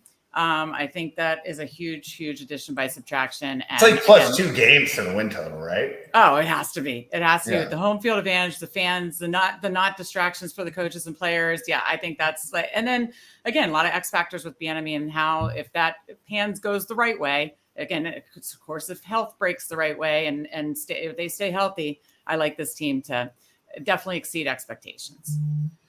All right. Tyler, final thoughts on the NFC East. What's your best bet for the whole NFC East? I mean, best bet's definitely just Philly just to make their way back to the Super Bowl, win the NFC. But I mean, if I could find a bet that just says that the Super Bowl, not winner, but the team that comes out of the NFC East, plus 250, I'm probably taking that if I can get that somewhere around there. Because when you look at the field, it's like, who's threatening me? San Fran? Probably San Fran Vikings Lions. That's it. Yeah. In my opinion. Yeah, that's it. I mean, yeah, because you throw the NFC South out. Yeah, NFC South out. Like I think Carolina's going to be decent. I think they win the division, but there's just no way they can make a Super Bowl. Not in the first year. No. Yeah. I mean, yeah, the only one maybe if the Rams got hot and then they did one of the things where they traded everyone and re-upgraded their roster.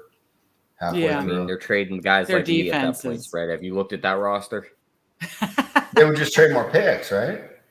I don't even know if the picks have recouped yet.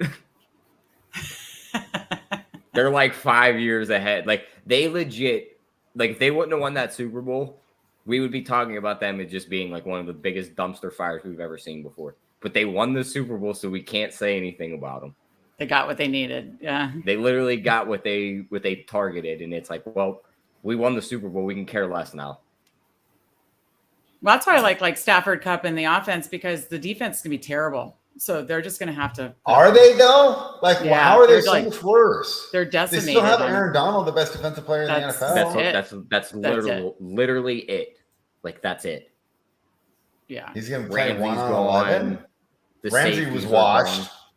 He's not washed. He was just the only corner on a defense that couldn't washed. get any pressure on the quarterback. No corners are good after age 28.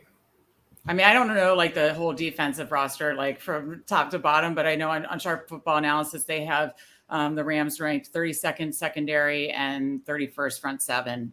So bad on both, on all around defense. Wow. Okay, So well, maybe also I'll think take them out. They On would my need to little- have better luck than the Eagles did with injuries last year.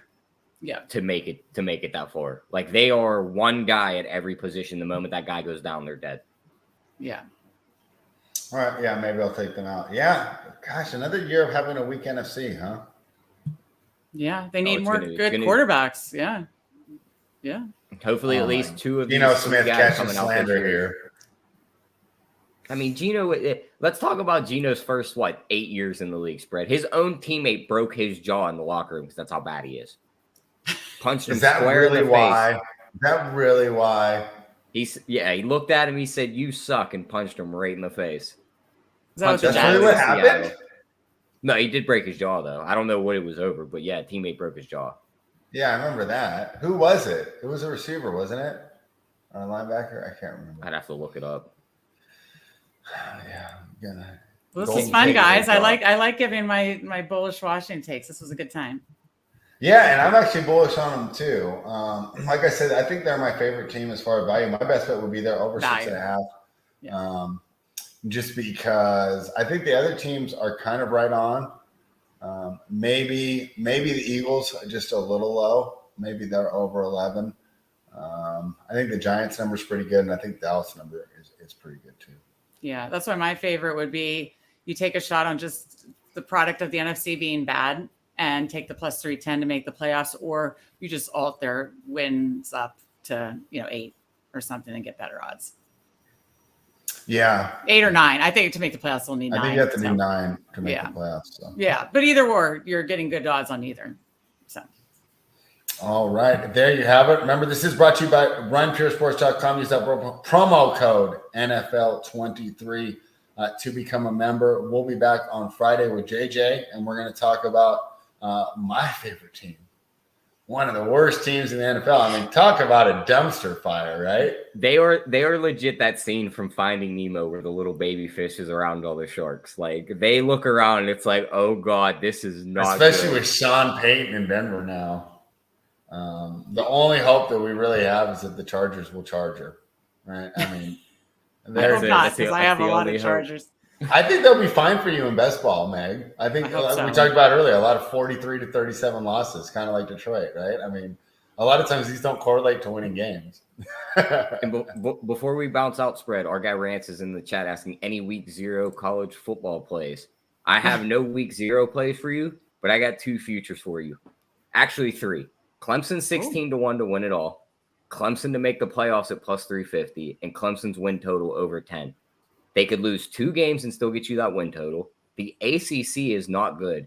You're going to tell me Florida State's going to be the team that's going to show up and be good with all their recruits coming in this year. They're a few years removed. They got to get those guys worked in, and they'll be good after that. And you just look at the playoff picture. They win the ACC, win 11 games. They're probably in there. So I'm taking that plus 350 on them to make it. And I got to take the shot at 16 to 1 on them to win it all. Tyler, big fan of the Clemson Tigers. All right. Meg, any other bets you want to give out before we sign off? No, I think finishing with Washington plus 310 to make the playoffs seems like a very on-brand thing for me to do.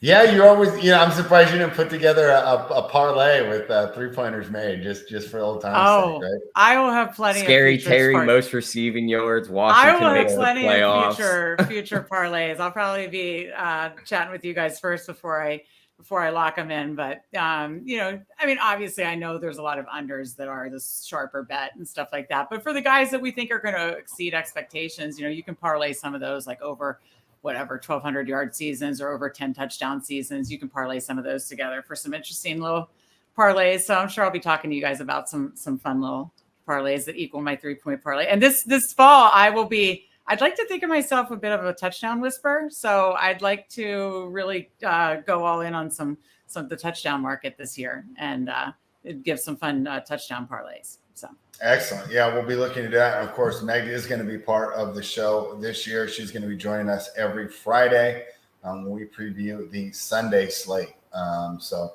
She'll be there. She'll be bringing the hot takes. So, you can get more of this fun stuff. And Meg, I can't wait. So do you think when we bring you on to do this show at this time next year, 1 year from today, will you be adding Sam Howell to your franchise quarterback list?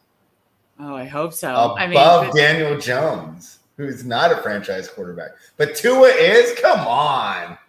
Tua when he was healthy, he was putting up ridiculous numbers. Because he has the best team. If Daniel Jones was on that team, you don't think he could have done that? Really? I think he's a good, dual threat runner. I don't know. I'm not as impressed with him as a passer. Never was. Where did he go? Did he go to Duke? Duke. Yeah. He went to Duke. Do you hate Duke? No, I have no feeling about Duke, really. But I'm not that. I don't think he was that. I think that year was a bad quarterback year. There was Kyler number 1, and then it was just, I don't think. I kind of feel like this year is going to be a bad quarterback year too. I mean, I think you're smoking crack. I think it's Bryce and that's it. Oh, you mean from this past year? I'm talking about the guys who got drafted this year. Okay. I thought you were talking about the 3 that are going to walk out of college this year. I was going to be like, no. you need to go reevaluate tape, buddy, because we got some studs coming in. Hopefully that'll start to replace about this year. guys. I think Bryce is going to be the only good one. I think I agree there, but I think if any of these Ohio State quarterbacks are finally going to make me eat my word spread, it's going to be CJ Stroud. It's going to be Stroud. Yeah. And the good thing for him is he's in a situation where he doesn't have a lot of pressure. Yeah. I mean, they can go. Yeah, there's no pressure. Like if you look bad too, like even if they sit you for Davis Mills, like Davis Mills isn't keeping the job. Like he's gonna get the full reign there. He should be all right. Mm-hmm. Yeah, and then who else got drafted?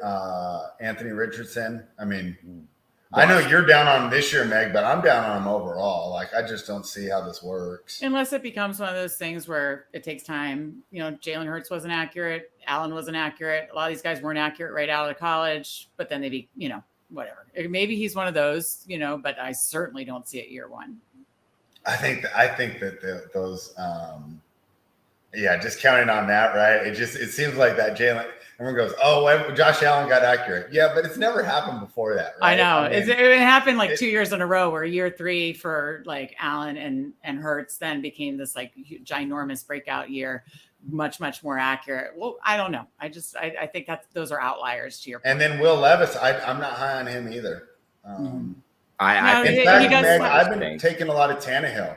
I just don't see how those guys get the jobs. Yeah, well, bringing Hopkins is a tell sign that it's they're going to ride Tannehill as long as he's healthy. They're not going to turn it over. And that division's not that good. I know we all want to say that the Jaguars it's just Jaguars, but it's just Jaguars. Yeah, I mean, speaking of that though, when you go look at Tennessee's schedule, I ran through, did the little pick'em thing where it spits out the records in the playoff picture at the end of the year. Paid no mind to the records as I was going through it until the end. Titans' schedule's pretty easy. I got them finishing 12-5. Their schedule is nice. Well, it's because all the division games should be gimmies. Yeah, aren't they? And isn't the NFC South and AFC South playing each other, which is just dumpster fire. That's why those two divisions are easy. They get to play Atlanta and stuff, and Tampa Bay. We can't wait to have Kurt on for that Tampa Bay one. All right, Meg, I got one hot take for you before this leaves, and it has to do with a former football team / Commander quarterback. Unfortunately for me, I think that Carson Wentz ends up in Las Vegas after Jimmy Garoppolo goes down in week 3. I mean, I saw him practicing with the 3 different jerseys or the Eagles, Colts, and Washington stuff. That was pretty funny. They said he was dressed like a parlay. Yeah, that's good. That's great. That's really good. 3-leg parlay. Yeah, he's about to make it 4. I guess I wouldn't be surprised. I think he'll go to the first team that does lose a quarterback, Yeah, I mean, that's it. Here's a good question from Richie. Did you guys think that Trey Lance stays in San Francisco? I think that's dependent Yes. on – I think it's dependent on, again, if a quarterback went down and if they felt – but, yeah, I think a lot of people feel like they wouldn't trade him this year, but I don't know. I think it depends on what was being offered, if someone was desperate and how Purdy's doing. So Yeah, if you could recoup like 50% of what you gave, you could up to get to recoup that third pick. exactly. Then I it's talk to all Niners right. fans a lot at work, and I say, hey, I would trade him for 2 second-rounders, and they go, no. And I think they would be lucky to get 2 second. They should get 2 second-rounders, yeah. I think. You think they would be able to get that for him? No. I mean, the guys played don't- 5 well, games in 5 years. I don't know what they could get for him. It's weird because I feel like it also depends on like the desperation of the situation too. Yeah, it would have to be a team like, I don't know, who's Philly's backup? Mariota. That, Yeah, it'd have to be a team that like That could not. had aspirations, Super like Bowl Minnesota, aspirations, a team that actually thinks that they can make it, right? Yeah. Because, Definitely. But is that the guy you think steps in and replaces your guy and keeps chugging along? Like, just like you said, 5 games in 5 years. Like, I don't see a lot of teams looking at him as the guy that's just going to step in and continue to pull a team to the Super Bowl. Unless they feel like they had all the pieces in place and it was just like, we just need a functional quarterback and our backup's terrible, because there are a lot of bad backups in the league too, Yeah. I mean, like when Burrow had that scare, I was like, oh, who's their backup? Is it still like Brandon Allen? Yeah, it's someone bad. And then they went out and signed an XFL. Brandon quarterback. Allen's on 49ers now. Okay. He's on the 49ers now? He's number 4. If I remember right. Who's the Bengals backup then? Here, I'll look at it real quick. Let me get that pulled up. Yeah, I mean, I think it would have to be a team that would just Simeon? Matty Ice is Simeon. Ooh, that's not good. Yeah, that's not good. Rubio's in the chat. Rubio. Wow, talk about running pure. Our guy Rubio's now in our the chat? chat's running pure. Yeah. All right. What? Who's Yes, Rubio's Simeon. team? The Bengals? Yeah, that's his. Yeah, so that's how he's a Bengals fan. Yeah. All right. Let's try and get Rubio. We'll reach out. Should we get him for what's that? AFC North? AFC you wanna do North. it? Yeah. You I gotta could tell him how his team's going to finish second or third. to the Steelers. The only thing I hate about the NFC North when I'm drafting them as best ball is all the defenses seem good. Yeah. Right, Meg? And then also the weather for playoff time. Now, I haven't looked exactly right, but doesn't it just seem like you could have like a Lamar or a Burrow and they could just catapult you into the playoffs and then they play a 17-13 Yeah, and game? I don't know who said this. Someone said this during the season, but whoever's line I'm stealing somebody's, but it just seems like a lot of AFC North are like rock fights, like just like these like 20-17. Yeah, they beat the crap out of each other. Yeah. These so like as far as like shootouts, that's more like AFC West to me. Like I see screaming shootouts in the AFC West. And then AFC East, while there's a lot of good defenses there, very good defenses in the AFC East, AFC East and AFC West play each other. And I think that could be a lot like just like the Super Bowl. There were some good defenses, but still we just saw points because the offenses were so good. So like I just like the AFC East and the AFC West a lot because they play each other and then they play their own division. And I think there could be a lot of shootouts just in that batch. And I worry about the AFC North. That's what it's always like my, the bad voice in my head when I'm stacking AFC North teams. I'm just like, The shootout in the AFC North is like 28-27. We've had them though, right? Wasn't there a Ravens-Browns game that went 45-42? Because Ravens and Bengals will have them with other teams, like with other teams outside the division, but it doesn't feel like it happens in division. I remember, I don't know if it's still live, but it used to be just take a team after playing the Ravens or fade them after playing the Ravens because they're always so beat up. And I think the Steelers was another one too. You just fade a good team after playing the Steelers because they get so beat up. So, all right. Well, we've been all over the place today. I love it. But yeah, hey, it's been a while since we've done this, huh, Tyler? Yeah. It's been a while, Spread. What was it? The last show we did was the draft show, and then we had a couple months off. Now we're back. Yeah, I did one Wimbledon show, and that was it. Well, it's good to be back talking football. So yeah, Meg, we're going to be using you more often. We might, if we're missing a guest for another division, We'll call you on late notice, but we are going to have you on Fridays this season. Can't wait. For Talking Touchdowns, and of course we'll be previewing the weekend, giving out our best bets, and of course to get access to all the best bets so you don't have to listen to us talk on YouTube for over 100 minutes to get them. Become a member at runpuresports.com. Promo code NFL23 gives you 23% off the lifetime of your membership. Meg, words of wisdom for the people before we sign off. Oh, geez, words of wisdom. Give them some baseball stuff. Oh, yeah. Well, basketball stuff, I would say go check out our sheet. Literally, I forget. Give me 2 top fades in best ball. Who are your 2 biggest fades in the top 50? You're not going to like. I don't think you're going to like them. I don't care. I'm fading Fields and DJ Moore. It's a big stand. You got to make big stands. So. I did Fields DJ Moore sack today when I was drafting, when you guys were on. That's why I've seen everybody do it. And I'm like, I'm not in on it, but like, again, is this going to be another third-year quarterback where just add water, they add the receiver, and then he becomes this amazing quarterback? Maybe I'll, eat my words like I did on Jalen Hurts last year, but I think he's got that amazing rushing floor, but they threw at like a historically low level. So even if they like threw a lot more, he takes a crap ton of sacks, like which kills drives and that kind of stuff. So I don't know. I'm just not high on that offense. I'm obviously high on stack out then. On the other NFC North. So yeah, it's a bold one, but it's a risky one. But you can't play them all. That would be my words of wisdom. Drafts, I might be close to it.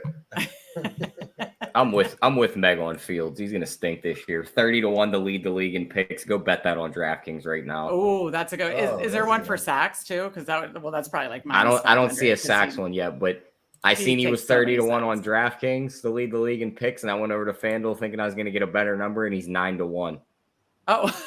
Well, then obviously that tells you that's bet a great that 30-1, and they think they're going to throw the ball more this year. They're in for a rude awakening in Chicago. Yeah, that'll be my final words of wisdom. Best ball, DFS week 1 in September, and then in the futures market. Don't be afraid to make stands. We're going off last year's data, but a lot of changes happen in the off season.